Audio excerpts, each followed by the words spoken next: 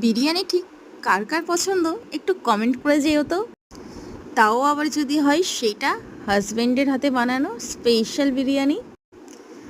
আমি বিরিয়ানি বানানো শিখেছি স্পেশালি আমার হাজব্যান্ডের কাছে। সে কিন্তু খুব ভালো বিরিয়ানি বানাতে পারে, শুধু বিরিয়ানি নয় সমস্ত রকমের রান্নায় সে এক্সপার্ট, তবে বিরিয়ানিটা সে একটু বেশিই ভালো বানায়। বাড়িতে যদি ছোটোখাটো কোনো আয়োজন হয় বা হঠাৎ করে যদি মেহমান চলে আসে তাহলে কিন্তু বিরিয়ানি রান্নার চাকরিটা আমি আমার হাজব্যান্ডকেই দিয়ে দিই। হ্যাঁ, আমি যে বানাই না এমনটা নয়, আমি বানাই, তবে সেটা খুব কমই।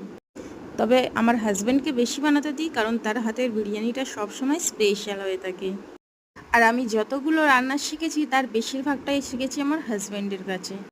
সে কিন্তু শুধু বিরিয়ানি না, সব রকমের রান্নাই খুব সুন্দর করে বানাতে পারে। তো দেখো, কথা বলতে বলতে বিরিয়ানিটা কিন্তু খুব দারুণভাবে সাজিয়ে ফেলেছে। এইবার এটা দমে দেওয়ার পালা। আর হ্যাঁ, বিরিয়ানিতেও বেশিরভাগ সময় ঘি আর ওই যে বাটারটা তো মাস্ট ইউজ করে, যার কারণে বিরিয়ানির ফ্লেভারটা আর স্বাদটা কিন্তু একদমই চেঞ্জ হয়ে যায়, আর খেতেও কিন্তু অনেক সুস্বাদু হয়ে যায়।